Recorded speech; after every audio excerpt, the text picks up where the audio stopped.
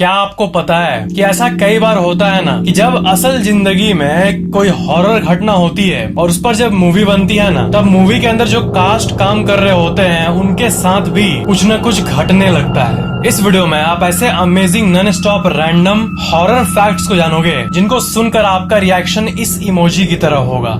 Fact number 17, आपको पता ही होगा कि पहले के टाइम ना गुलेटिन का इस्तेमाल किया जाता था, मतलब हेड को काट कर पनिशमेंट, मतलब वही सर धड़ से अलग असली का। जब किसी इंसान का सर कट जाता है तब कुछ सेकंड्स के लिए सर कटने के बाद भी वो कॉन्शियस होता है और देख पाता है। यूजुअली रिसर्च ये कहती है कि अराउंड 20 सेकेंड्स है ये टाइम, मतलब सर कटने के भले उसका शरीर अलग हो गया हो बट वो देख पाता है और समझ पाता है कि क्या चल रहा है।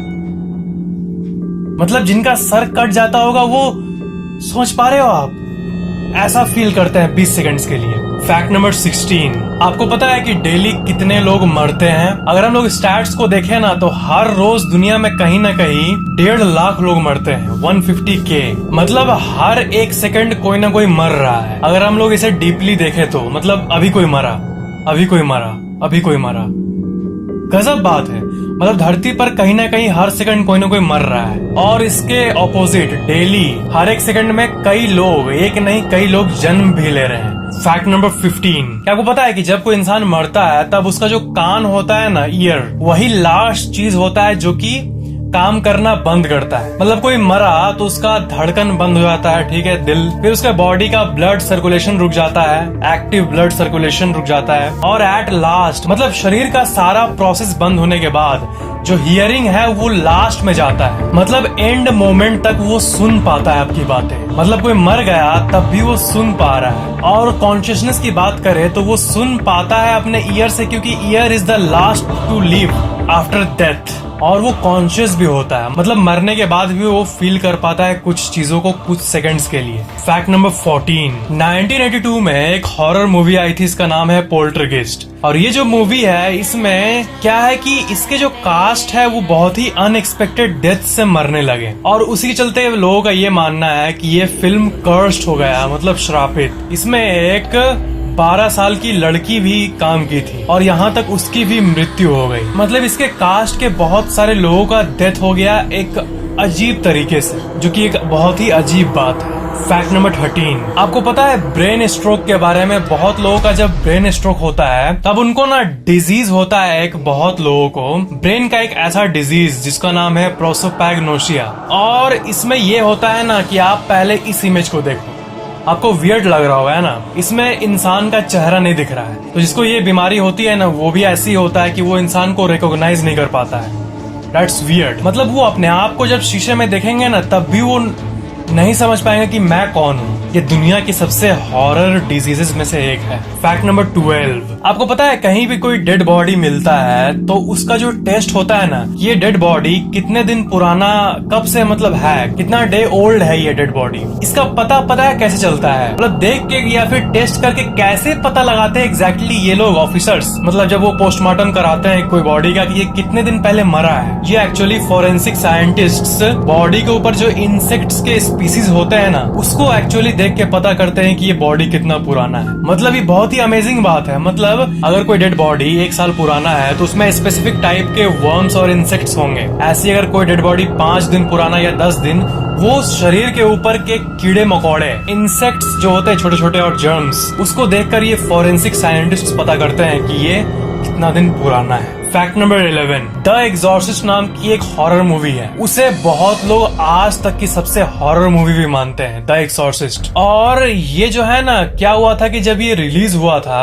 तब इसका जो ट्रेलर है ना, वो हॉल में आप मूवी देखने के लिए बैठे हो और आपको किसी और मूवी का ट्रेलर दिखाया जा रहा है क्योंकि आप मूवी इंथुसियास्ट हो। तो जब भी लोग इसका जो ट्रेलर है वो उसको देखते थे हॉल में, उस टाइम जब ये रिलीज हुआ था तब लोगों को हेडेक होने लगता था, उन्हें चक्कर आने लगता था और उन्हें आवाजें सुनाई देने लगती थी, जो कि बहुत ही अजीब बात है। और आप बिलीव नहीं करोगे, इसके चलते इसे ऑफिशियली बैन भी कर दिया गया। मतलब कोई एक टेक्निकल कारण होता है फिल्म को या ट्रेलर को बैन करने का, वो नहीं, जस्ट लोगों के रिपोर्ट्स की मुझे क्या क्या सुनाई दे रहा है, मुझे पैरानॉर्मल फील हो रहा है, इसी के बेसिस पे इसे ऑफिशियली बैन कर दिया गया। फैक्ट नंबर 10, क्रिस बेनर्ट की वाइफ आपको पता है जो विकिपीडिया वेबसाइट है वो क्या है ना कि वो मिनट बाय मिनट अपडेट होती है। जैसे मान लो कि आज अचानक से किसी की मृत्यु हो गई, पहले उसमें लिखा रहेगा he is a famous actor या एक्ट्रेस। पर कोई मरता है और मरने की खबर आती है तब 10 मिनट के अंदर ही तुरंत उसमें अपडेट कर दिया जाता है कि ही वॉज अ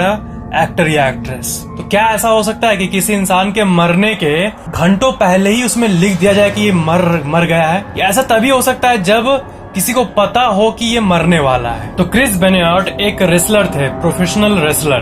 तो क्या है कि इनके वाइफ की डेथ की जब खबर आई उसके 14 घंटे पहले ही किसी ने मजाक किया था विकिपीडिया में कि इसकी डेथ हो गई थी और वॉज लगा दिया था विकिपीडिया में। और ये जो खबर थी ये बहुत तेज तरीके से वायरल हो गई थी कि आखिर किसको पता चल गया 14 घंटे कोई मरने वाला है, उसके 14 घंटे पहले ही विकिपीडिया पर ये अपडेट कर देना कि ये मर गया है। It's kind of strange. Fact number 9, the conjuring जो ये मूवी है 2013 में जो निकली थी, जिसे मैं अभी देखा हूँ, ये एनाबेला डॉल के ऊपर एक मूवी थी। तो क्या है कि ये मूवी इतनी हॉरर थी कि फिलीपींस में ना, देखो फिलीपींस कंट्री में ये बोर्ड रखा गया है और इसमें ये लिखा गया है कि ये फिल्म साइकोलॉजिकली और इमोशनली डिस्टर्बिंग है। तो जिनको बहुत डर लग रहा है वो, तो क्या है कि ये लोग हॉल के पास ही एक प्रीस्ट को रखेंगे जो कि आपके हेल्प के लिए यहाँ रहेगा कि मूवी देखने के बाद आपको डर न लगे और अगर नीड हुई तो वो आपको हेल्प करेगा। मतलब ये मूवी देखने के पहले आपको एक प्रीस्ट ब्लेस कर देगा ताकि आप सेफली मूवी देख पाओ। Fact number 8, the exorcism of Emily Rose. ये दुनिया की सबसे डरावनी मूवीज में से एक है और इसमें जो मेन कैरेक्टर है उसे जेनिफर कारपेंटर ने प्ले किया था। और आप बिलीव नहीं करोगे, जब ये मूवी शूट हो रही थी तब जेनिफर कारपेंटर का बहुत बार इंटरव्यू लिया गया था। 2005 में ये रिलीज हुआ था। तो इंटरव्यू में एक बार जेनिफर कारपेंटर ने कहा कि जब मैं सोने जाती थी शूट के बाद तब वहाँ पर उनके बेड के बगल में जो रेडियो रहता था, तो जब भी वो सोने जाती थी तब वो अपने आप ऑन हो जाता था, पता नहीं कैसे। और वो ऑन हो गया, ठीक है, वो ऑन भी छोड़ सकती है, फिर वो सिग्नल पकड़ के बजने लगता है, ऐसा कुछ टेक्निकल। बट एक बार रात को रेडियो ऑफ करने के बाद भी वो देखी कि अपने आप ऑन हो गया। और सबसे ज्यादा उन्हें तब डर लगा जब गाना जो है वो पता है क्या बज रहा था, अलाइव नाम का एक गाना था उस टाइम, ठीक है, पर्ल जैम का अलाइव गाना। और जेनिफर कारपेंटर के हिसाब से वो अगर कोई स्पिरिट है तो वो रेडियो से ये इंडिकेट करना चाहता है कि मैं अभी भी अलाइव हूँ, मैं जिंदा हूँ। Oh my gosh. Fact number 7, शनिवार वाड़ा पुणे में जो ये जगह है ये बहुत ही बड़ा एक फोर्ट है, ठीक है। और लोगों का ये कहना है कि इस फोर्ट के अंदर से बच्चों की चीखने की आवाजें सुनाई देती है। और कहानियों के हिसाब से इसमें एक प्रिंस का मर्डर कर दिया गया था और आज भी इसमें साउंड आता है अजीब टाइप का। और इसमें से काका माला बचवा ऐसा साउंड आता है मराठी में, इसका मतलब होता है अंकल मुझे बचाओ, अंकल सेव मी। और फुल मून, जब फुल मून होता है तब लोगों को ये साउंड्स ज्यादा सुनाई देने लगता है इस जगह से। फैक्ट नंबर 6, न्यू दिल्ली में कनॉट प्लेस के पास अग्रसेन की बावली नाम की एक जगह है और इसे दुनिया की सबसे हॉन्टेड जगहों में से एक माना जाता है। भले ही दिन में ये टूरिस्ट प्लेस और बहुत लोग जाते हो घूमने, बट नाइट का जो ये सीन होता है यहाँ पर वो कुछ ज्यादा ही वियर्ड होता है। आजकल तो कोई ऐसा खबर नहीं आता है, बट पहले के रिकॉर्ड के हिसाब से इसमें एक जगह पर पानी भरा हुआ था और बहुत लोग उसी पानी के अंदर डूब के सुसाइड कर लेते थे। और उसमें कुछ हिप्नोटिज्म का क्वालिटी था, मतलब जब लोग उस पानी के सामने जाते थे ना तो उन्हें अजीब सी फीलिंग होने लगती थी और वो खुद जाके उसमें डूब जाते थे। एक अजीब बात है। और अभी की बात करें तो अभी वो पानी सूख चुका है बिल्कुल, तो आजकल इसलिए वो खबर नहीं आती है। बट आज भी जब लोग जाते हैं तो वो इस जगह पर अपने आप को अकेला महसूस नहीं करते हैं, कोई होता है आसपास। और अजीब बात यह है ना कि इस आर्किटेक्चर का कोई रिकॉर्ड नहीं है कि इसे किसने बनाया और कब बनाया। हर मॉन्यूमेंट का रिकॉर्ड होता है कि किसने बनाया, कब बनाया, पर इसका कोई ऑफिशियल रिकॉर्ड है ही नहीं हिस्ट्री में। फैक्ट नंबर 5, प्रहलाद जानी नाम के इस इंसान को देखो। ये दुनिया के ऐसे व्यक्ति है, पहले व्यक्ति जो कि ये क्लेम करते हैं कि इन्होंने 70 सालों से कुछ नहीं खाया। और आपको बिलीव नहीं होगा कि जब ये बात सबको पता चली तब DIPAS ऐसी ऑर्गेनाइजेशंस इनका क्लिनिकल एग्जामिनेशन, ब्लड टेस्ट और स्कैन्स लेने गई और इन्हें CCTV में रखा गया कि क्या ये एक्चुअल में कुछ नहीं खाते हैं। और आपको यकीन नहीं होगा कि इनका कई दिनों तक टेस्ट चला और इनको एक्चुअल में देखा गया सीसीटीवी में, और ये एक्चुअल में कुछ नहीं खाए। और जब बहुत दिनों बाद इनके बॉडी का फुल टेस्ट किया गया, तब ये पाया गया कि इनका पूरा बॉडी बिल्कुल नॉर्मल है, सब कुछ नॉर्मल है, ब्लड प्रेशर से लेके सब कुछ, विदाउट ईटिंग एनीथिंग। इनका ये कहना था कि साल 1940 से मैंने कुछ नहीं खाया, और ये क्लेम बहुत दिनों तक रहा और अभी कुछ टाइम तक भी रहा। बट 26 मई 2020 में इनकी डेथ हो गई जब ये 90 साल के थे। बट तब भी इनका जो क्लेम है कि ये कुछ नहीं खाते थे, ये काइंड ऑफ ट्रू लगा जो भी इन पे टेस्ट किया। साइंस के पास एक्सप्लेनेशन कहाँ से होगा कि बिना बॉडी ग्लूकोज के कोई कैसे जी लेगा बिना खाने के।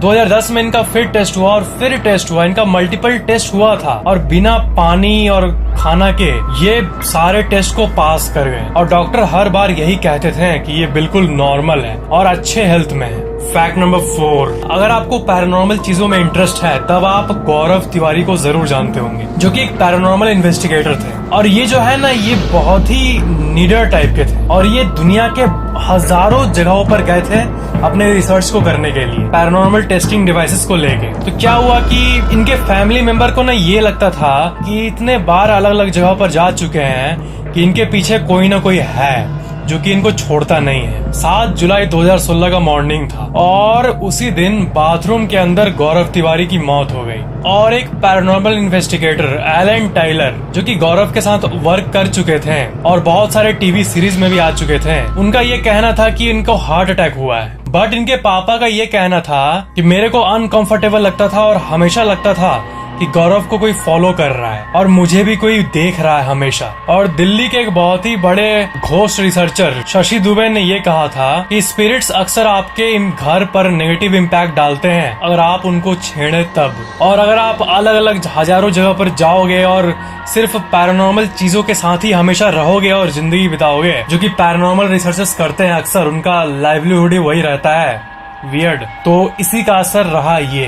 बट गौरव तिवारी का जो डेथ है वो आज तक एक मिस्ट्री बनी हुई है। और जो पैरानॉर्मल सोसाइटी है इंडिया में, उसमें डेली लोग हजारों मेल करते हैं कि मेरे घर में मुझे ये फील हो रहा है, मेरे घर में मुझे ये फील हो रहा है। मतलब जो पैरानॉर्मल इन्वेस्टिगेशन जो कंपनीज होती है, उसमें डेली इंडिया से ही 500 से ज्यादा कॉल आता है कि मेरे घर में आके जांच करके जाओ। और हम लोग सोसाइटी की बात कर ही रहे हैं, तो पैरानॉर्मल सोसाइटी ऑफ इंडिया एक बहुत ही बड़ी सोसाइटी है और इसे गौरव तिवारी ने ही फॉर्म किया था, फाउंड किया था। फैक्ट नंबर 3, दुनिया भर में लोग एक साउंड को सुनते हैं जिसे कहते हैं द हम साउंड। ये इतना वाइड स्प्रेड रिपोर्ट किया गया है कि इसका एक ऑफिशियल विकिपीडिया पेज भी है, आप देख सकते हो, द हम। और ये कहा जाता है कि ये जो हम है,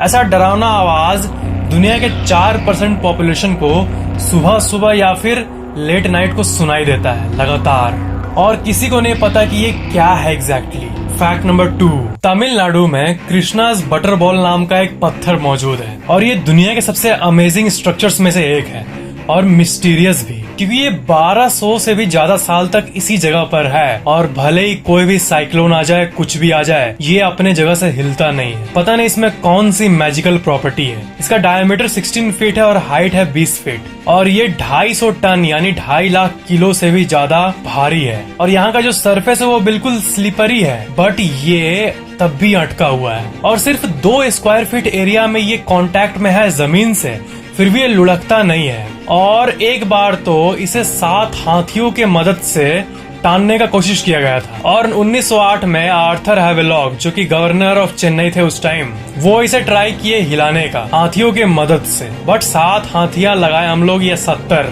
वो अपने जगह से हिला नहीं। ये रियली में नेचर का वंडर है या फिर कोई मिस्टीरियस पावर है, ये कोई नहीं जानता। और ये बहुत ही अजीब चीज है, मतलब ये हिलता नहीं अपने जगह से। हाथी ला दो, बुलडोजर ला दो, कुछ भी कर दो, ये हिल ही नहीं सकता है। अब सुनामी या फिर नेचुरल कैलेमिटी अर्थक्वेक में नहीं हिला तो बुलडोजर इसका उखाड़ भी नहीं पाएगा कुछ। फैक्ट नंबर 1, दुनिया के सबसे क्रीपी जानवर्स की बात करें ना, ऐसा कौन सा क्रिएचर है जो सबसे डरावना दिखता है? ज्यादातर लोग तो कॉकरोच से डर जाते हैं ना, बट आप इसे देखो, लुवेंटोनिया मैडागास्करेनिस, ये जो क्रिएचर है ये लिटरली ऐसा दिखता है और देखा जाए तो ये सबसे डरावने क्रिएचर्स में से एक है। और ये जो क्रिएचर है ये ना पेड़ में छेद करता है अपने हाथों से, शार्प हाथों से, और अपने मिडिल फिंगर को पेड़ के अंदर घुसा के देन उससे टान के ले आके वर्म को निकाल के चबा जाता है। ये दुनिया के सबसे अजीब क्रीचर्स में से एक है और सबसे डरावने में से एक है, इसलिए मैं सोचा इसके बारे में आपको बता दूं। और इसका साइंटिफिक नेम जो है वो मैंने आपको बता दिया, डुओबेंटोनिया माडागास्करेनेसिस। और बट इसका जो नेम है ना, नॉर्मल नेम, वो है आय हाय। आय हाय, AYAY, आय हाय, जो भी हो, आय हाय हो क्या है पता नहीं, बस इसका नाम है आय हाय। अगर आपको ये वीडियो पसंद आया तो लाइक जरूर करना, और ये वीडियो आपको कैसा लगा नीचे कमेंट जरूर करना, और हॉरर इंथुसियास्ट लोगों को शेयर जरूर कर देना जिनको ये हॉरर चीजें पसंद है। और अगर आप पहली बार चैनल देख रहे हो तो सब्सक्राइब करके बेल आइकन को जरूर ऑन कर देना ताकि मेरे आने वाले अमेजिंग वीडियोस आपको तुरंत मिल जाए। Thank you so much for watching this amazing video.